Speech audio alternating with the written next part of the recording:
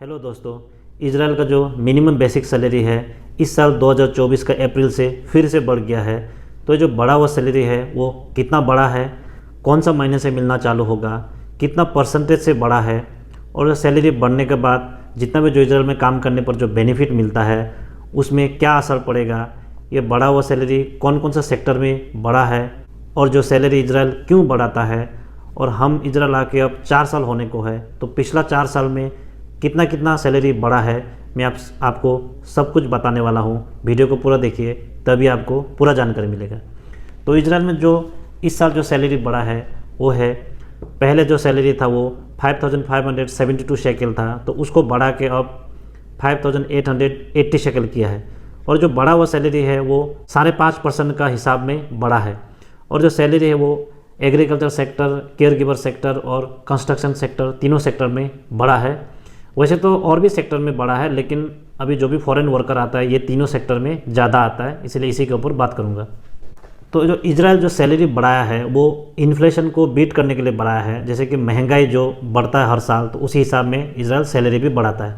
और इजराइल जो सैलरी का जो अपडेट है हर साल अप्रैल महीने में वो अपना एक कानून के हिसाब में सैलरी का अपडेट लाता है। अब सैलरी बढ़ने के साथ साथ हर दिन का जो तनख्वाह है वो भी बढ़ता है। जैसे कि जो एक महीने में सैलरी बढ़ा है उसको अगर एक दिन में कन्वर्ट करता है तो पिछला साल का जो सैलरी था उसका हिसाब में एक दिन का जो तनख्वाह था वो था 222.87 शेकल, तो अब बढ़ के 308.25 शेकल हो गया है।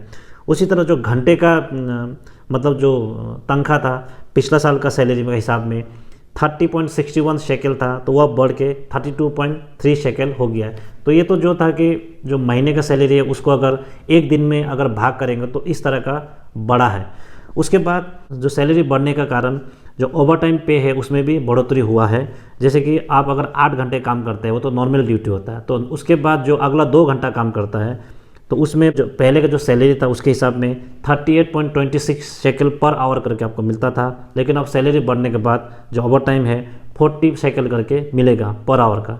और उसके साथ साथ अगर 10 घंटे अगर आप कंप्लीट करता है और उसके बाद जो अगर काम करता है तो पिछला साल का सैलरी के हिसाब में 45.92 शेकल मिलता था आपको, लेकिन अब बढ़ के 48 शेकल पर आवर करके मिलेगा। ये जो ओवर टाइम है वो 10 घंटा कंप्लीट करने के बाद जो अगला घंटा आप काम करेगा तो उसका इतना मिलेगा। इजराइल का जो बेसिक सैलरी बढ़ने के साथ साथ जो भी आपको बेनिफिट मिलता है ना, तो सारा बेनिफिट में भी आपको चेंजेस आएगा और सारा जो बेनिफिट का पैसा है वो भी बढ़ के ही आपको मिलेगा।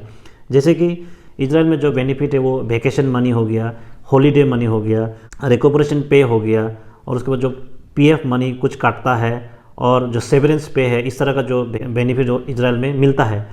तो जैसे कि अभी अगला साल का जो सैलरी था उसका हिसाब में जो वेकेशन मनी का पैसा है वो हर साल 14 दिन का मिलता था, और वो 223 शेकल करके 14 दिन का मिलता था, लेकिन अब सैलरी बढ़ने के बाद वो 235 शेकल करके 14 दिन का मिलेगा।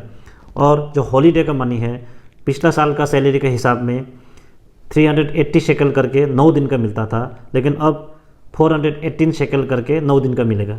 जो रिकवरेशन पे का मनी है उसका नहीं बढ़ेगा, क्योंकि वो सैलरी बढ़ने से भी नहीं चेंज हुआ है, क्योंकि वो पहले भी 378 था, वो अभी भी 378 ही मिलेगा। उसके साथ साथ जो वीकेंड पे है या ये केयर टेकर के लिए होता है, अगर आप शबात में काम करते हैं, जैसे कि केयर टेकर का डेली का ओवर टाइम नहीं होता है, वो एक ही घर पे 24 घंटा बैठ के वहीं पे वो मतलब काम करता है। 24 घंटा काम नहीं करता है, काम कुछ घंटा करता है, लेकिन 24 घंटा उसको वहाँ पे रहना पड़ता है। तो जो केयर टेकर है उनका जो ओवर टाइम है ओनली मतलब जो सैटरडे को होता है। तो पहले जो सैटरडे में अगर काम करता था केयर टेकर्स तो उनको मिलता था 380 शेकल करके एक दिन का मिलता था, तो अब बढ़ के वो 401 शेकल करके मिलेगा।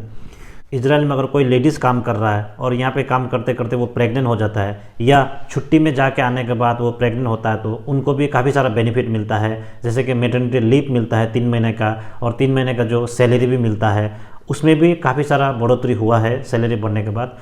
तो इसी तरह का अगर मैटरनिटी लीव या लेडीज़ का जो प्रेग्नेंट होने के बाद जो बेनिफिट मिलता है, इसके ऊपर भी अगर आपको वीडियो चाहिए तो मुझे कमेंट करके बोलिएगा, तभी मैं उसके ऊपर वीडियो लेके आऊँगा। अब मैं इजराइल आके अब 4 साल होने को हो गया है, तो पिछला 4 साल में हर साल कितना सैलरी बढ़ा है ये भी आपको मैं बताऊंगा। तो मैं जब इजराइल आया था तब यहाँ इजराइल का जो बेसिक सैलरी है 5300 शेकल था, और उस समय कोविड का समय था। तो 2022 में, तो मैं आया था 2021 में, तो 2022 का जो अप्रैल में है सैलरी जो बढ़ के 5400 इजरायली शेकल हुआ। उसके बाद 2023 में जो अप्रैल महीने में जो सैलरी है वो बढ़ के 5572 इजरायली शेकल हो गया। और अब 2024 के अप्रैल में ये सैलरी बढ़ के 5880 शेकल हो गया है। तो इसी तरह इजराइल में हर साल सैलरी बढ़ रहा है। ये ज़रूरी नहीं हर साल बढ़ता है, लेकिन अब पिछला 3-4 साल से तो बढ़ ही रहा है। तो ये जो सैलरी बढ़ा हुआ है ये सबके लिए खुशखबरी है। अभी जो भी इंडिया से इजराइल आ रहा है तो उनका भी जो सैलरी है ना, जो मई महीने में आप मई महीने के 10 तारीख में जो भी आप सैलरी लेंगे तो वो बढ़ा हुआ सैलरी ही आपको मिलेगा।